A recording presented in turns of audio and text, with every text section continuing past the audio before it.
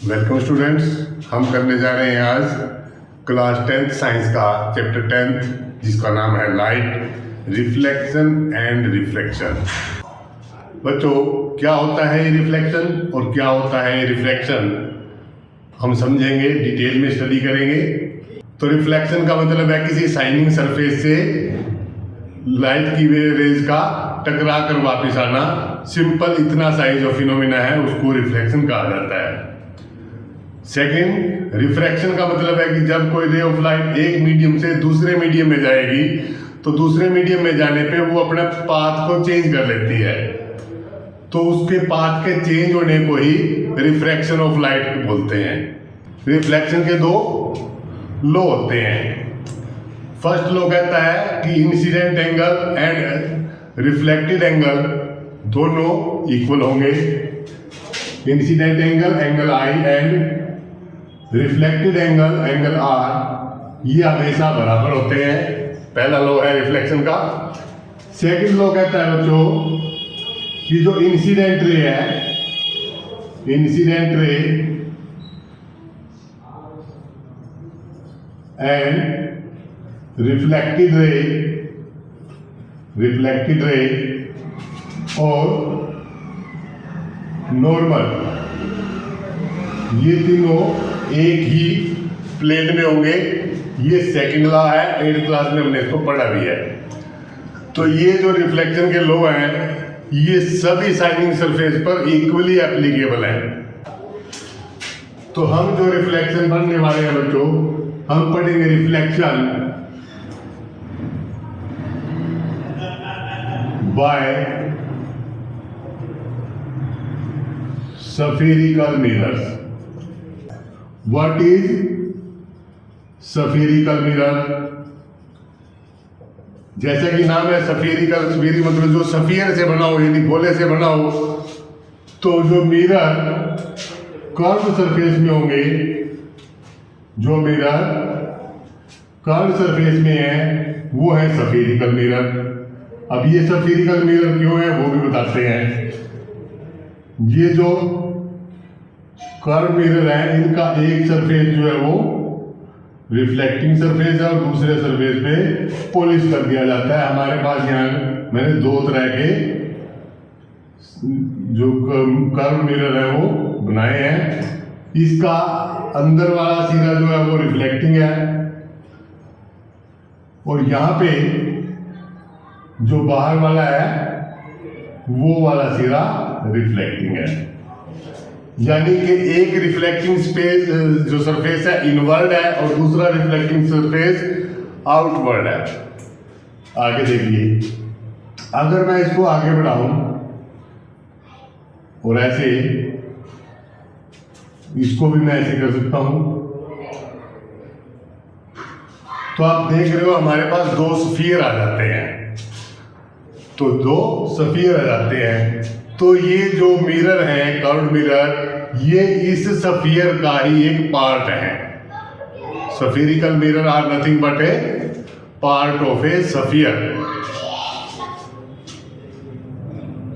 तो जहां पर रिफ्लेक्टिंग सरफेस सेंटर की तरफ होगा, इनवर्ड होगा, उनको बोलते हैं कॉनकेव मिरर। Concave mirror. और जहां पर सरफेस आउटवर्ड रिफ्लेक्टिंग है उनको बोलते हैं convex mirror. Convex mirror. I think समझ में आ गया होगा कि स्फीरिकल मिरर होते क्या है। कुछ नहीं होते, स्फीरिकल मिरर एक स्फीयर का ही पार्ट होते हैं। लेकिन प्रैक्टिकली देखने में जो ये मिरर होते हैं जिस गोले से लिए जाते हैं, इनका साइज इतना छोटा होता है कि ये देखने में प्लेन मिरर के जैसे ही लगते हैं, लेकिन होते ये कर्व्ड ही है। लेकिन क्योंकि बहुत छोटा साइज है मिरर का, उसकी बात हो रही है, तो ये एक्चुअल में देखने में ऐसा लगेगा। तो हम इस तरीके से भी इसको ड्रॉ कर सकते हैं, ऐसे ये भी करके हम ऐसे दिखा सकते हैं। तो ये थे स्फीरिकल मिरर। इंपॉर्टेंट टर्म्स देखिए, मैं दोबारा से बना रहा हूं। यहां पर एक कनकेव मिरर है, यहां पर एक कनकेव मिरर मैंने बनाया जिसका अंदर वाला सरफेस रिफ्लेक्टिंग है। तो ये जो कनकेव मिरर है ये किसी सफियर का ही एक पार्ट है। मैं उस सफियर को पूरा कर देता हूं। ये मैंने उस सफियर को पूरा कर दिया जिस सफियर का ये पार्ट है, राइट। तो जिस सफियर का ये पार्ट है उस स्फीयर का एक सेंटर होगा, सेंटर सी, सेंटर सी। और ये जो यहां मैंने कनकेव मिरर बनाया है ये इसका रिफ्लेक्टिंग पार्ट है। तो इसके ठीक मिड में मैं एक पॉइंट लेता हूं, इसके ठीक मिड में मैं एक पॉइंट लेता हूं P। तो यहीं से शुरू करते हैं टर्म्स को सीखना। पहले आता है पोल, पहले आता है पोल रिप्रेजेंटेड बाय कैपिटल PP। तो ये है P क्या है? जो रिफ्लेक्टिंग सरफेस है उसका मिड पॉइंट है, mid point of reflecting surface of mirror. तो उसको क्या बोलेंगे? पोल। और ये सी जो है वो सेंटर है किसका? सफियर का। तो ये जो सेंटर है इसी को बोलते हैं हम centre of curvature, centre of curvature. Centre of curvature का मतलब ये सफियर का ही सेंटर है, लेकिन ये मिरर के लिए क्या होगा? सेंटर ऑफ कर्वेचर, इसी को बोल लेंगे सेंटर ऑफ सफियर। सफियर का सेंटर, कौन से स्फीयर का centre? Of which mirror is formed, mirror is formed. जिससे मिरर बना है उस गोले के सेंटर को सेंटर ऑफ कर्वेचर बोल लेंगे। वो भी किसका? मिरर का।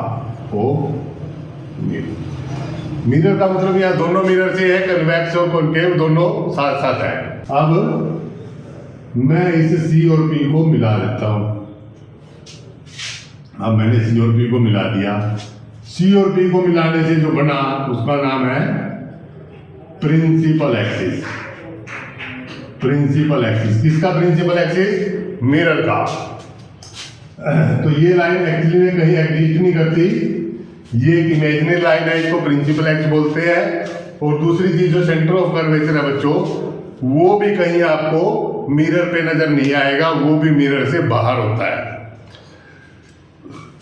कनकेव के केस में ये जो सेंटर ऑफ कर्वेचर है सामने होगा, लेकिन जब हम कन्वेक्स मिरर करेंगे, जब हम कन्वेक्स मिरर करेंगे तो कन्वेक्स मिरर में आउटवर्ड सरफेस जो है रिफ्लेक्टिंग है, लेकिन अभी भी सेंटर ऑफ कर्वेचर यही है। यानी कि कन्वेक्स में centre of curvature reflecting surface के ठीक पीछे होता है और कनकेव में रिफ्लेक्टिंग सरफेस के सामने होता है। तो नंबर 4, ये जो PC लेंथ है, ये जो PC लेंथ है, क्या ये इस स्फीयर की रेडियस नहीं है? यहां से यहां तक क्या ये इस स्फीयर की रेडियस नहीं है? इसको बोलते हैं radius of curvature, radius of curvature represented by R equal to PC। PC जो है वो सेंटर ऑफ कर्वेचर है मिरर का। एक्चुअल में है क्या? ये उस स्फीयर की ही रेडियस है, राइट। अच्छा, नेक्स्ट P और C के ठीक बीच में मैं कोई पॉइंट लेता हूं और इसको नाम देता हूं F। Mid point of PC, mid point of PC, इसका नाम है F। इसको क्या कहते हैं? इज नोन एज फोकस या कह सकते हैं फोकल पॉइंट। फोकल पॉइंट, इसकी खास बात यह है कि जितनी भी लाइनें इस मिरर के ऊपर, पैरेलल लाइन जितनी भी इस मिरर के ऊपर जाएंगी, सारी पैरेलल लाइनें मिरर से टकराने के बाद आफ्टर रिफ्लेक्टिंग सारी की सारी एफ से पास करेंगी। सारी की सारी एफ से पास करेंगी, चाहे वो 1000 हैं, चाहे वो लाख हैं, चाहे वो 2 हैं। जितनी भी लाइनें पैरेलल जाएंगी प्रिंसिपल एक्सिस के और मिरर से टकराएंगी, तो टकराने के बाद वो इस फोकल पॉइंट एफ से होकर गुजरेंगी। इसको फोकस बोलते हैं, रिप्रेजेंटेड बाय कैपिटल एफ। जब हम रिफ्लेक्शन के बारे में पढ़ रहे हो, और एक और बात है कि जितनी भी डिस्टेंस मेजर होंगी, जितनी भी डिस्टेंसेस मेजर होंगी, वो सारी डिस्टेंस पोल से मेजर होंगी, यानी कि पी से मेजर की जाएंगी। नेक्स्ट आता है बच्चों image formation by spherical mirror. Spherical mirror से जो इमेजेस बनेंगी वो किस टाइप की बनेगी? फॉर्मेशन पे जाने से पहले हम एक कंसेप्ट सीखते हैं जो हमें इमेज फॉर्मेशन में काम आने वाला है। क्या है वो? ये कोई कनकेव मिरर है, ये प्रिंसिपल एक्स है, ये पॉइंट पोल पी है, ये फोकल पॉइंट एफ हो गया, और इतनी ही दूरी पर हमें डिजाइन करना है सी। तो कनकेव मिरर है, तो फर्स्ट कंडीशन क्या है कि अगर कोई लाइन प्रिंसिपल एक्सिस के पैरेलल आती है, अगर कोई लाइन प्रिंसिपल एक्सिस के पैरेलल आती है और मिरर से टकराती है, तो वो टकराने के बाद एफ से होकर जाएगी। कहां से होकर जाएगी? वो एफ से होकर जाएगी। रे ऑफ लाइट प्रिंसिपल के पैरेलल चलती है और मिरर से टकराती है, तो वो टकराने के बाद मतलब after reflection it will come through focal point F, right. Second condition देखिए, ये एक कनकेव मिरर, यहां पर मैंने पोल बनाया, ये फोकल पॉइंट एफ है और ये सी है, सेंटर ऑफ कर्वेचर। अगर कोई रे ऑफ लाइट एफ से होकर जाती है, अगर कोई लाइन एफ से होकर जाती है रे ऑफ लाइट और मिरर से टकराती है, तो टकराने के बाद वो प्रिंसिपल एक्सिस के पैरेलल चली जाएगी। दूसरी कंडीशन, पहली कंडीशन अगर ray of light principal axis के पैरेलल जाती है तो रिफ्लेक्शन के बाद वो फोकस से पॉइंट से होकर जाती है। अगर कोई रे ऑफ लाइट फोकस से होकर जाती है तो रिफ्लेक्शन के बाद वो प्रिंसिपल एक्स के पैरेलल हो जाएगी। और थर्ड कंडीशन एक और देख लें, अगर कोई रे ऑफ लाइट क्या करती है? सी से होकर जाती है। अगर कोई रे ऑफ लाइट सी से होकर जाती है, सी मतलब सेंटर ऑफ कर्वेचर से होकर जाती है, तो रिफ्लेक्शन के बाद ये ठीक उसी रास्ते से वापस आएगी। अब करते हैं image formation. Number 1, object is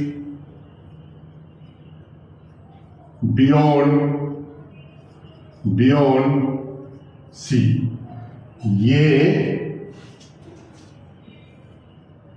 concave mirror है कोई, ये हो गया P, ये हो गया F और ये हो गया C। और पहली कंडीशन है कि ऑब्जेक्ट को बियॉन्ड C रखा गया है, C से परे रखा गया है, तो ये हो गया ऑब्जेक्ट जिसको हमने C से दूर रख दिया। ए भी कोई ऑब्जेक्ट है। तो बच्चों इमेज की फॉर्मेशन के लिए जरूरी है कि कम से कम हमारे पास 2 रे जरूर होनी चाहिए रेज। तो एक रे हम ले जाते हैं पैरेलल टू प्रिंसिपल एक्सिस और ये टकराती है मिरर से। ए से हम कोई रेज लेके गए पैरेलल टू प्रिंसिपल एक्सिस और वो मिरर से टकराई। अभी अभी समझाया गया है कि जो ray of light principal axis के पैरेलल टकराएगी मिरर से, वो रिफ्लेक्शन के बाद कहां से आएगी? एफ से।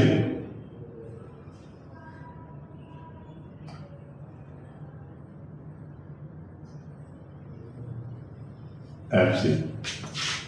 तो एक रे ऑफ लाइट तो ये आई जो पैरेलल गई थी प्रिंसिपल एक्सिस के। दूसरी रे ऑफ लाइट हम क्या करते हैं? दूसरी रे ऑफ लाइट को हम फोकस से पास करते हैं और ये मिरर से टकराती है। तो हमने ए से 2 रेज निकाली, एक rays parallel to principal axis mirror से टकराई और दूसरी रेज फोकस से होकर मिरर से टकराई। तो मिरर से जो फोकस से होकर जाती है मिरर से टकराती है, वो क्या करती है? पैरेलल हो जाती है प्रिंसिपल एक्सिस के, राइट। अब जहां पर दोनों रेज एक दूसरे को इंटरसेक्ट करती है वो पॉइंट बनता है इमेज। वो पॉइंट बनता है इमेज। तो यहां पर ए और ये हो गया बी डैश। तो ये हो गई इमेज फॉर्मेशन जब ऑब्जेक्ट को हमने बियॉन्ड सी रखा था। तो देखिए प्रॉपर्टी क्या है इस इमेज की जो बनी है। ये इमेज कहां पर बनी है? पहले तो पोजीशन लिखेंगे, position of image. Position of image कहां पर है? आप देख सकते हो कि ये इमेज सी और एफ के बीच में बना है, between C and F, centre of curvature और फोकल पॉइंट के बीच बना है। दूसरी चीज, जो इमेज बनी है वो इस ऑब्जेक्ट से छोटी है। साइज कैसा है? डिमिनिश्ड,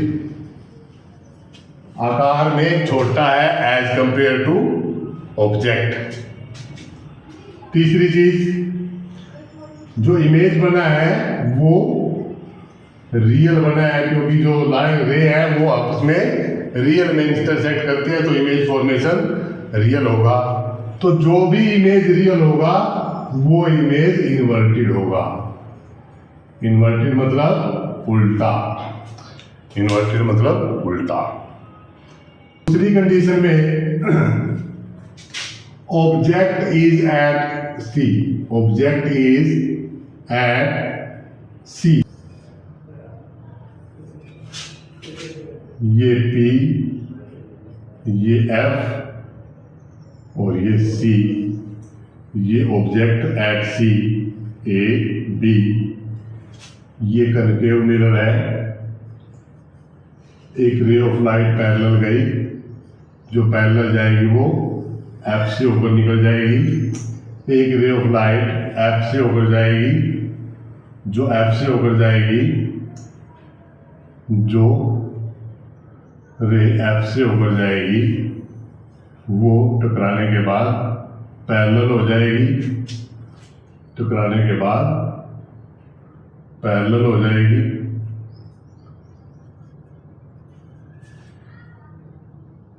जहां पे दोनों इंटरसेक्ट करेगी वही होगा इमेज फॉर्मेशन, यानी कि जो इमेज बनेगी वो यहां पर बनेगी। ये ए डैश हो जाएगा और ये बी डैश हो जाएगा।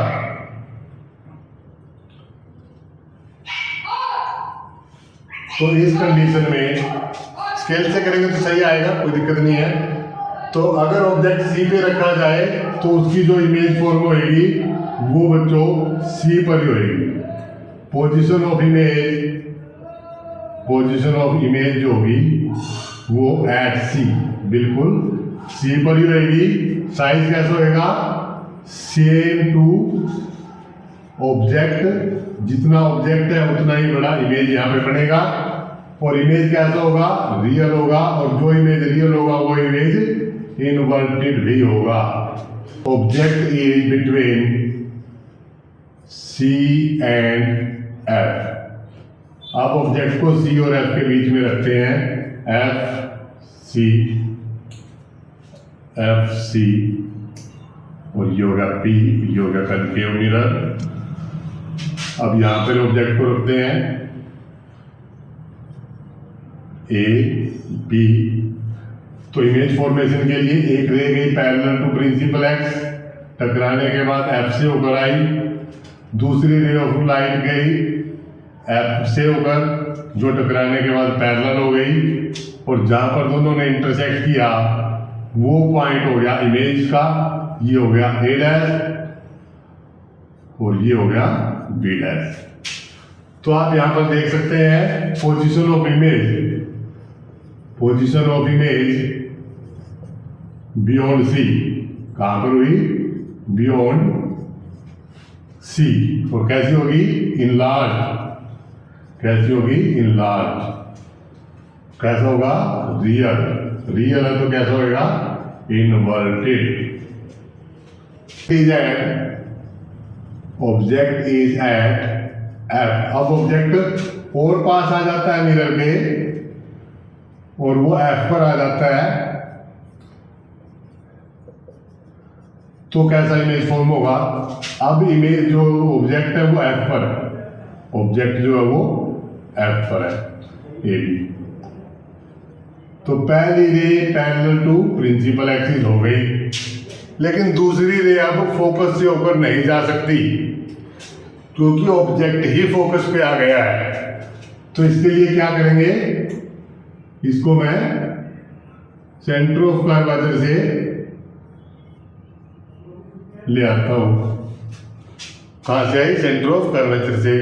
तो जो सेंटर ऑफ कर्वेचर से आती है वो उसी रास्ते वापिस चली जाती है, उसी पाथ से वापिस चली जाएगी, और जो पैरेलल होगी वो F से होकर जाएगी, वो F से होकर जाएगी, ऐसे। तो बच्चों आप देख पा रहे हो कि ये दोनों लाइनें एक दूसरे के पैरेलल हैं, और पैरेलल लाइन कहाँ मिलती है, कहीं नहीं मिलती, इन्फिनिटी पे मिलती है, ऐसा बताया जाता है। तो इमेज जो फॉर्म होगी कहाँ पर बनेगी, एट इन्फिनिटी, इन्फिनिटी पे जाके इमेज बनेगा, और कैसा बनेगा, बहुत ज्यादा बड़ा, हाईली इनलार्ज, हाईली इनलार्ज। और कैसा होगा, रियल। अगर रियल है तो वो कैसा होगा, inverted.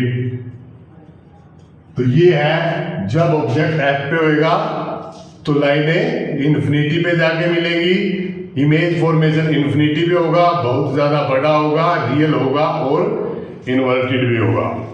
Between F and P ले आते हैं। ऑब्जेक्ट को और थोड़ा मिरर के पास लेके आए, और अब जो ऑब्जेक्ट है वो F और P के बीच में रखा है, F और P के बीच में रखा है, ये कनकेव मिरर है। तो एक रे ऑफ लाइट पैरेलल जाएगी, जो पैरेलल जाएगी वो F से होकर निकलेगी, वो F से होकर निकलेगी। दूसरी अब फोकस से नहीं गुजार सकते, अभी भी कहां से लेके आते हैं इसको, लेट, ये C से आती है और यहां पर टकराती है, C से आती है और यहां पर टकराती है। तो जो C से आएगी वो वापस C से ही निकल के जाएगी, उसी रास्ते से चली जाएगी। तो आप यहाँ पे देख सकते हो कि दोनों लाइनें एक दूसरे से दूर दूर जा रही हैं, जैसे जैसे डिस्टेंस बढ़ रही है वैसे वैसे दूर जा रही है लाइनें। तो ऐसे में ये कहीं पर भी रियली मीट नहीं करेंगी, तो इसके लिए इनको बिहाइंड द मिरर मिलाते हैं। तो ये किसी पॉइंट यहाँ पर मिलती हैं, मिलती नहीं है, मिलती हुई इमेजिन की जाती है। तो जो ए का इमेज होगा वो यहाँ पर बनेगा A डैश, और ये हो गया बी का इमेज बी डैश। तो पोजीशन ऑफ इमेज क्या हुई, behind the mirror, behind the mirror. और कैसी बनी, इनलार्ज, कैसी बनी, इनलार्ज। और ये जो रे ऑफ लाइट है मिली नहीं है, मिलती हुई इमेजिन की गई है, तो ये जो इमेज होगा वो कैसा होगा, विर्चुअल। कैसा होगा, विर्चुअल। जो इमेज बच्चों विर्चुअल होता है वो इमेज इरेक्ट भी होता है, वो इमेज इरेक्ट भी होता है। तो ये अलग अलग जगह पे हमने ऑब्जेक्ट को रख के देखा और अलग अलग इमेज हमारे पास आई। तो ये थी image formation by spherical mirror. उसके बाद आता है बच्चों mirror formula. Mirror formula, mirror formula क्या है, ये एक्चुअली एक रिलेशन है, रिलेशन बिटवीन, किस किस के बीच रिलेशन है, distance of object u, distance of image v, and focal length, and focal length। क्या रिलेशन है, क्या रिलेशन है, 1/f is equal to 1/u plus 1/v। ये रिलेशन है। u मतलब image of distance, image of distance of object, और v मतलब distance of image. और सारी दूरियां कहां से मेजर करनी है, सारी डिस्टेंसेस मेजर होंगी पोल से। तो इस रिलेशन को बोलते हैं मिरर फॉर्मूला। उसके बाद आता है मैग्निफिकेशन, मैग्निफिकेशन। मैग्निफिकेशन का मतलब ये है कि जो इमेज बनेगा ऑब्जेक्ट का वो किस हद तक बड़ा या छोटा हो सकता है, to which extent it goes, वो है मैग्निफिकेशन। मैग्निफिकेशन कैसे निकालते हैं, ये है एक्चुअली एक रेशो ऑफ, किस का ratio, height of image, height of image h dash and height of object यानी h, इसका रेशो है m magnification small m equal to h dash upon h। ये है मैग्निफिकेशन। तो बच्चों जो मैग्निफिकेशन है उस मैग्निफिकेशन को हम डिस्टेंस ऑफ इमेज और डिस्टेंस ऑफ ऑब्जेक्ट से की रेशो से भी डिफाइन कर सकते हैं। कैसे, magnification m can be written as height of distance of image upon distance of object. यहां साइन माइनस का पुट करेंगे क्योंकि सारी डिस्टेंस पोल से मेजर होती है और पोल की लेफ्ट हैंड की साइड की जो भी मेजरमेंट है वो सारी नेगेटिव है। तो हम इसको लिख सकते हैं, डिस्टेंस ऑफ इमेज का मतलब है v upon u minus v upon u। इससे भी मैग्निफिकेशन को डिफाइन किया जा सकता है। तो यहां पर बच्चों हमारा रिफ्लेक्शन का कंसेप्ट पूरा होता है। उम्मीद है आपको समझ भी आया होगा। तो अब आगे बढ़ते हैं और शुरुआत करते हैं रिफ्रैक्शन से। Refraction, what is refraction? Refraction क्या है? रिफ्रैक्शन है bending of bending of ray of light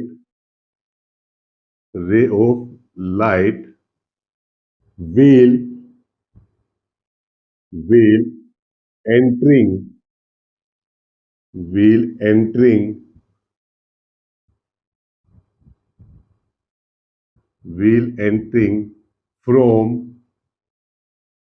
one medium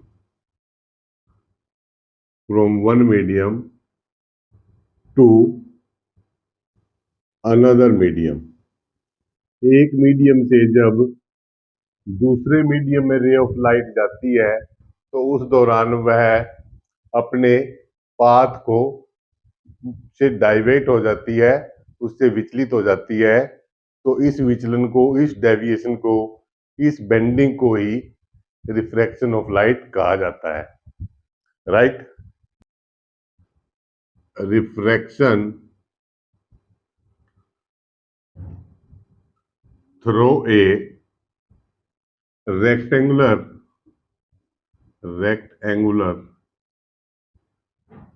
glass slab एक रेक्टेंगुलर ग्लास स्लैब में से रिफ्रैक्शन कैसे होता है देखिए।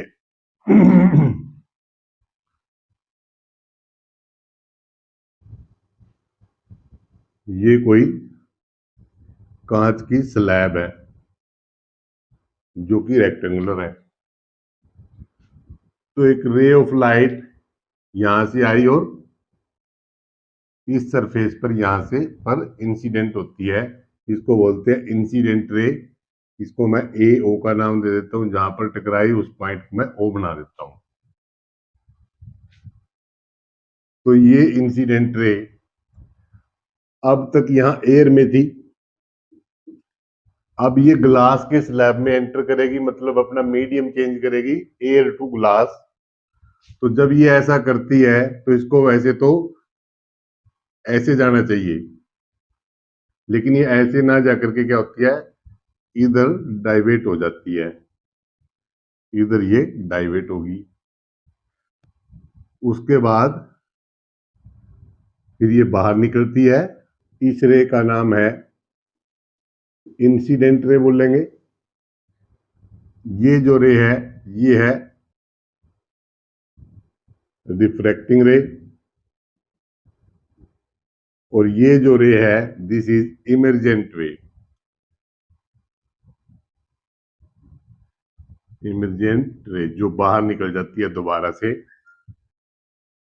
तो जब ये यहां से एयर से ग्लास में गई तो अपने रास्ते से ये डाइवेट हो जाती है, झुक जाती है।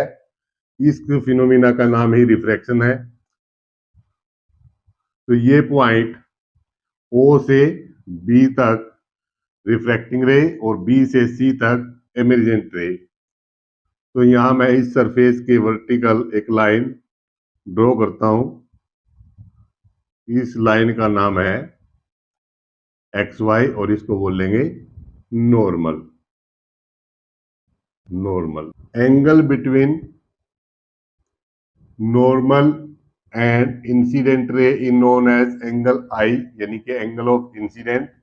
और angle between in refractive ray and normal is known as angle R, refracting angle.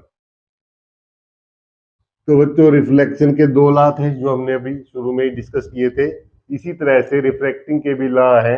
तो फर्स्ट लॉ क्या कहता है रिफ्रैक्टिंग का, वो कहता है कि इंसिडेंट रे,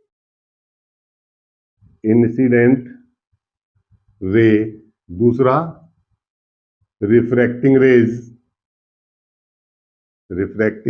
रे, और तीसरा ये जो नॉर्मल है, दोनों मीडियम एयर और ग्लास का जो इंटरफेस है यहां पर, और जहां पर ये रे इंसिडेंट करती है सरफेस पे, वहां पर जो नॉर्मल है and normal lie in the same plane, first law तो ये कहता है। सेकंड लॉ क्या कहता है, angle i, sine of angle i upon sine of angle r always एक constant, always constant. This constant ratio sin I upon sin R is known as refractive index. Refracting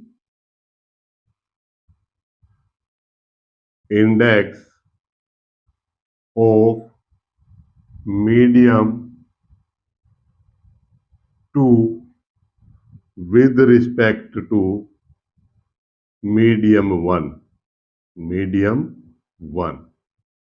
refractive index की थोड़ी और बात कर लेते हैं. Refractive index ratio of angle sine i upon sine r. ये actually होती क्या है? ये है कि किस एक्सटेंट तक, किस हद तक लाइन बेंड करेगी जब वो एक मीडियम से दूसरे मीडियम में जाएगी. होता क्या है कि जब लाइट की रेज एक मीडियम से दूसरे मीडियम में जाती है तो स्पीड ऑफ लाइट जो है वो चेंज होती है. रिफ्रैक्टिव इंडेक्स को बच्चों हम न्यू से रिप्रेजेंट करते हैं. न्यू 2 1 का मतलब क्या होगा? Speed of light in medium 1 upon speed of light in medium 2. मतलब V1 upon V2. Speed of light in medium 1 and upon speed of light medium 2. अगर हमें रिफ्रैक्टिव इंडेक्स 1 2 फाइंड करना है तो इसका मतलब है speed of light in medium 2 upon speed of light in medium first V2 upon V1. मान लीजिए एक मीडियम एयर है और दूसरा मीडियम कोई और है, तो रिफ्रैक्टिव इंडेक्स ऑफ मीडियम क्या होगा? Speed of light in air upon speed of light in medium. तो speed of light in air क्या होती है? C से रिप्रेजेंट करते हैं. Speed of light in medium को V से रिप्रेजेंट करते हैं. तो ये हमें refractive index of that medium provide करेगा. तो इन तीनों से हमने क्या सीखा कि जो रिफ्रैक्टिव इंडेक्स है एक्चुअली वो अलग अलग मीडियम के अंदर स्पीड ऑफ लाइट की रेशियो है, जिससे हमारा रिफ्रैक्टिव इंडेक्स डिसाइड होता है. Right. Refraction of light by spherical lenses. spherical lenses के द्वारा रिफ्रैक्शन को हम यहां पर स्टडी करने वाले हैं. तो spherical लेंस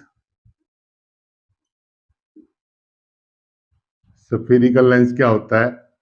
ये सफियर से बना होता है और यहां पर सफियर के 2 स्फीयर्स के पार्ट होते हैं.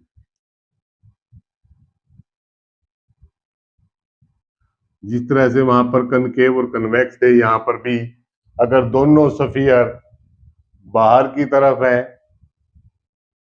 तो वो है कन्वेक्स लेंस, और अगर दोनों स्फीयर अंदर की तरफ है तो वो है कॉनकेव लेंस. जो कन्वेक्स लेंस है ये रे ऑफ लाइट को एक जगह इकट्ठी करता है, कन्वर्ज करता है, इसलिए इसको कन्वर्जिंग लेंस भी बोलते हैं. कन्वर्जिंग लेंस, क्योंकि ये रे ऑफ लाइट्स को एक पॉइंट पर कन्वर्ज कर देता है। ये रे ऑफ लाइट को डाइवर्ज करता है, इसलिए इसका नाम डाइवर्जिंग लेंस भी है। चाहे वो लेंस कनकेव हो, चाहे वो लेंस कन्वेक्स हो, दोनों ही लेंस सफियर के ही पार्ट होते हैं। और सफियर की का एक सेंटर होता है, तो यहाँ पर दो स्फीयर से एक लेंस तैयार होता है। तो यहाँ पर जो सेंटर है वो दो अलग अलग स्फीयर्स के सेंटर होंगे। तो यहाँ पर सेंटर ऑफ कर्वेचर जो है बच्चों, वो भी दो होंगे। कैसे? ये कोई कन्वेक्स लेंस है, ये इसको बोलते हैं ऑप्टिकल पॉइंट। Optical point.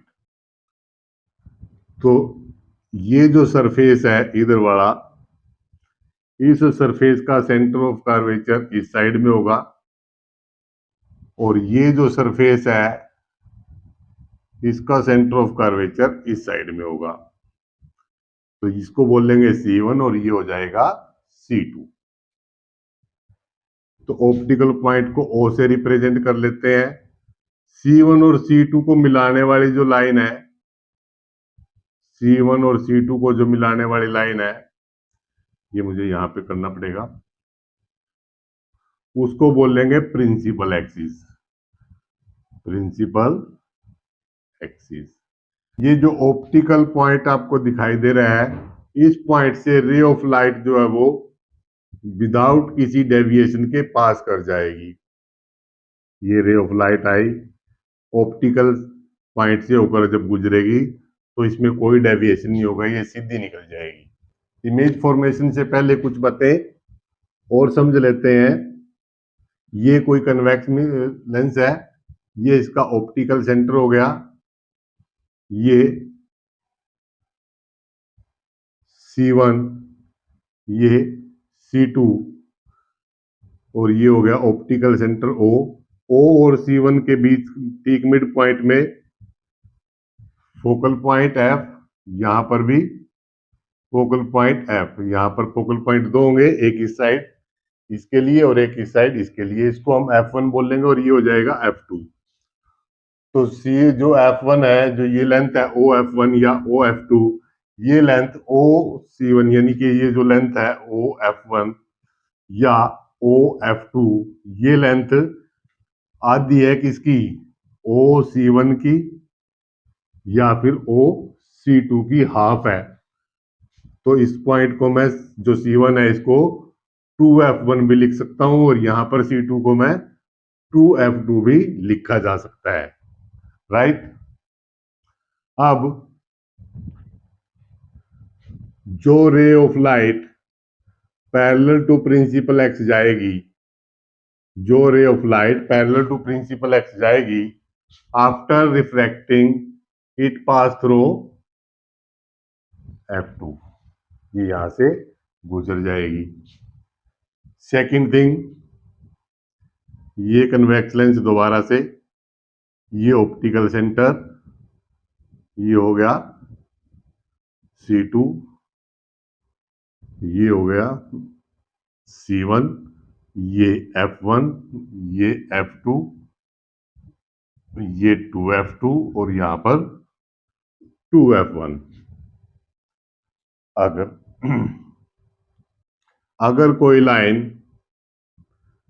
कोई लाइन रे ऑफ लाइट F1 से पास होगी और F1 से पास होकर ये लेंस से टकराई, तो लेंस से टकराने के बाद ये पार होने के बाद ये प्रिंसिपल एक्स के पैरेलल हो जाएगी।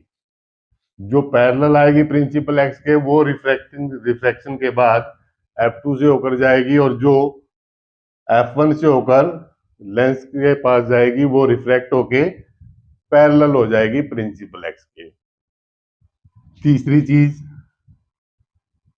ये कोई कन्वेक्स लेंस, ये प्रिंसिपल एक्स, ये C1, ये C2, ये F1, ये F2, ये 2F1 और ये 2F2। इतना आइडिया सबको हो चुका होगा। ये ऑप्टिकल सेंटर ओ। अगर कोई रे ऑफ लाइट ऑप्टिकल सेंटर से होकर जाती है तो वो बिना डाइवेशन के निकल जाती है। ये 3 पॉइंट्स याद रखेंगे इमेज फॉर्मेशन के लिए। इमेज फॉर्मेशन करते हैं। फर्स्ट, पहले ऑब्जेक्ट को हम रखते हैं beyond C. Object is beyond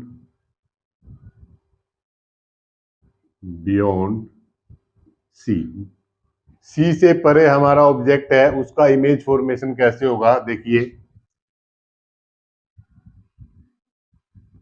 ये हो गया convex lens, optical centre O, this is C2, this is C1, C2। Optical centre O mid point पे हो जाएगा F1 और यहां पर हो जाएगा F2। इसको 2F2 और सॉरी 2F1 और ये 2F2। अब देखिए जो ऑब्जेक्ट रखा है हमने वो कहां पर है, बियॉन्ड सी, यानी कि सी से परे। ये हो गया ऑब्जेक्ट ए बी, जिसको हमने सी से पीछे रख दिया कहीं पे। अब इमेज फॉर्मेशन के लिए दो रे चाहिए। एक रे हम लेते हैं पैरेलल टू प्रिंसिपल एक्सिस, ये यहां लेंस से टकराएगी।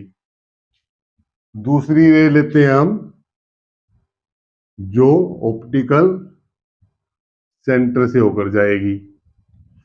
तो ये लाइन जो पैरेलल टू प्रिंसिपल एक्स है, after refracting gets out from F2, यहां से होकर ये गुजरेगी। तो यहां पर कहीं इसका इमेज बनेगा जहां पर दोनों लाइनें इंटरसेक्ट करती है। तो ए से लिए थे हमने, तो ए के इमेज यहां पर हो गई ए डैश और ये हो गया बी डैश। तो इसकी पोजीशन कहां पर है? पोजीशन ऑफ इमेज क्या है? पोजीशन ऑफ इमेज है बच्चों between F2 and 2F2, between F2 and 2F2, इन दोनों के बीच में कहीं पर है। कैसी इमेज है? कैसी इमेज है? डिमिनिश्ड होगी। डिमिनिश्ड का मतलब है ये इमेज ऑब्जेक्ट से छोटी होगी। दूसरी बात, इमेज जो है वो रियल होगा, और जो इमेज रियल होगा वो इमेज इन्वर्टेड भी होगा। सेकेंड कंडीशन, ऑब्जेक्ट को थोड़ा सा लेंस के पास ले जाते हैं और सी पर ले आते हैं। ये यहां पर एक कन्वेक्स लेंस, थोड़ा सा बड़ा बनाना पड़ेगा। ये कन्वेक्स लेंस, ऑप्टिकल सेंटर, ये यहां पर हो गया C1 और यहां पर हो गया C2। इन दोनों का मिड पॉइंट F1 F2, ये 2F1 और ये 2F2। अब ऑब्जेक्ट कहां पे है? अब ऑब्जेक्ट है हमारा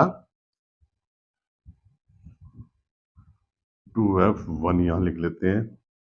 ये हो गया ऑब्जेक्ट जो हमने कहां पे रखा है, सी पर रख दिया। अब ऑब्जेक्ट हमने तो सी पर ऑब्जेक्ट रखा है, तो एक रे हम पैरेलल ले जाएंगे, दूसरी रे हम ऑप्टिकल सेंटर ओ से होकर गुजारेंगे।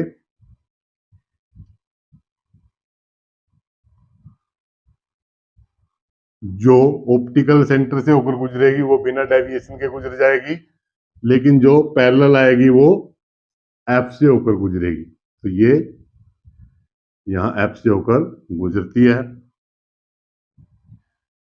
अगर आप इसको स्केल से बनाओगे तो ये बिल्कुल राइट हमें इमेज की पोजीशन देगा। तो यहां पर इमेज फॉर्मेशन होता है बिल्कुल C2 के ऊपर। ये है C2 कह लो इसको या 2F2 कह लो। तो इमेज की फॉर्मेशन कहां पे हुई? पोजीशन ऑफ इमेज क्या है? एट 2F2, एट 2F2 पर इमेज की बनती है। साइज क्या होगा इमेज का? Same as object. जितना बड़ा ऑब्जेक्ट होगा उतनी ही बड़ी इमेज होगी, ना छोटी होगी ना बड़ी होगी। उसके बाद इमेज कैसा होगा? रियल होगा। अब ये सब समझ चुके होंगे कि जो इमेज रियल होता है वो इन्वर्टेड भी होता है। तो ये यहां पर हमने दो पोजीशन ऑब्जेक्ट की। अभी तीसरे नंबर पर ऑब्जेक्ट को और पास ले आते हैं।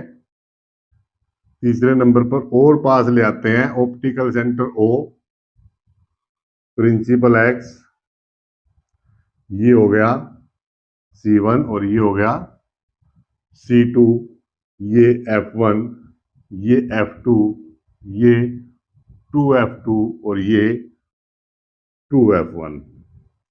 इनको मैं ऊपर लिख लेता हूं अभी, 2F2 या C2। अभी ऑब्जेक्ट को आगे लेके आते हैं कहां पर? Between between 2F1 and F1। इन दोनों के बीच में रख लेते हैं ऑब्जेक्ट को।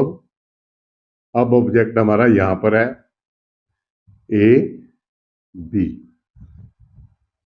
तो इसकी इमेज के लिए दो रे ऑफ लाइट चाहिएगी। एक हम ले जाते हैं पैरेलल, दूसरी हम निकालते हैं ऑप्टिकल सेंटर ओ से। सॉरी, कहीं और से निकल गया। ऑप्टिकल सेंटर से ये निकल गया, ऑप्टिकल सेंटर से।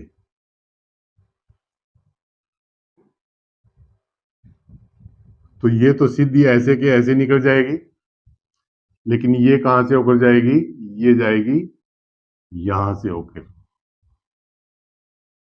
तो ये कहीं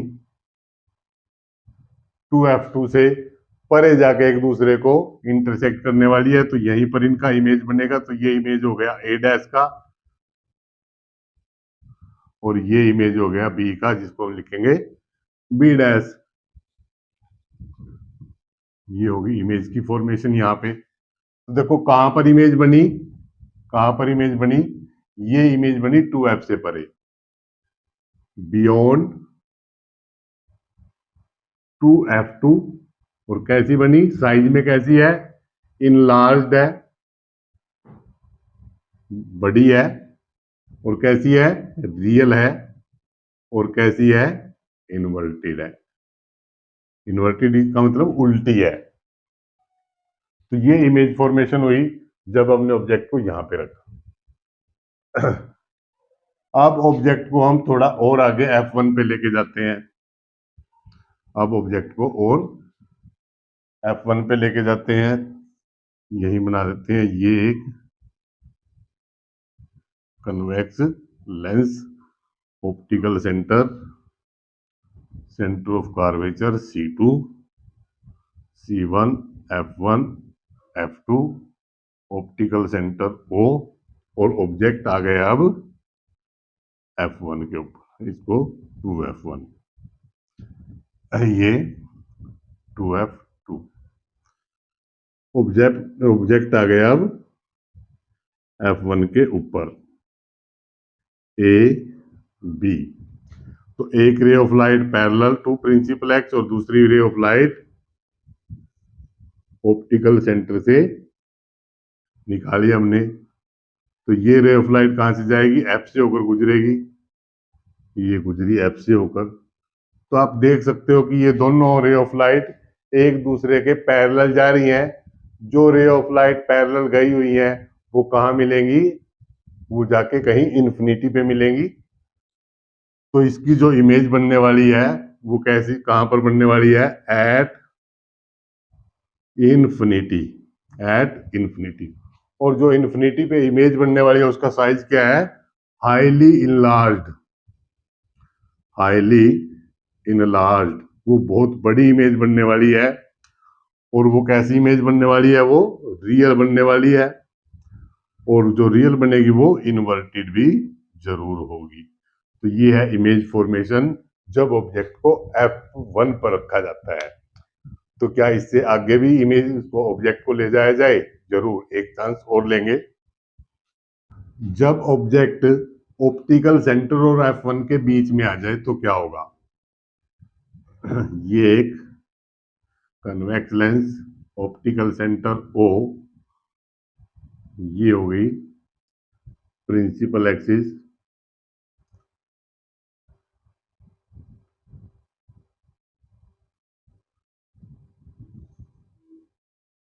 ये हो गया प्रिंसिपल एक्सिस। ये है F1, ये है F2, ये है 2F2 और ये है 2F1, यानी कि ये C1 और ये C2। अब ऑब्जेक्ट को कहां ले आए? F1 और ऑप्टिकल सेंटर के ठीक बीच में यहां पे रख देते हैं ऑब्जेक्ट ए बी। तो एक रे ऑफ लाइट पैरेलल, दूसरी रे ऑफ लाइट यहां से होकर ऑप्टिकल सेंटर से होकर गई बिना डेविएशन के, जो यहां से जाएगी वो F1 से होकर, सॉरी F2 से होकर जाएगी। और आप देख रहे हो कि दोनों लाइनें डाइवर्ज हो गई है, बोथ लाइन आर डाइवर्ज। तो इसका मतलब ये कहीं पर भी आके जाके मिलने वाली नहीं है। तो हम क्या करते हैं, इनको पीछे बढ़ाते हैं ऐसे।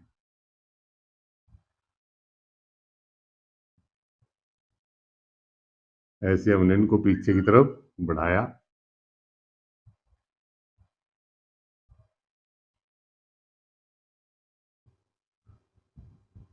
इसको भी बढ़ाया और ये यहां पर एक दूसरे को इंटरसेक्ट कर रही हैं, कर नहीं रही हैं बल्कि इमेजिन हो रहा है कि ये यहां पर इंटरसेक्ट करती हैं। तो वहीं पर ही इनका एक इमेज फॉर्म होगा, ए डैश बी डैश।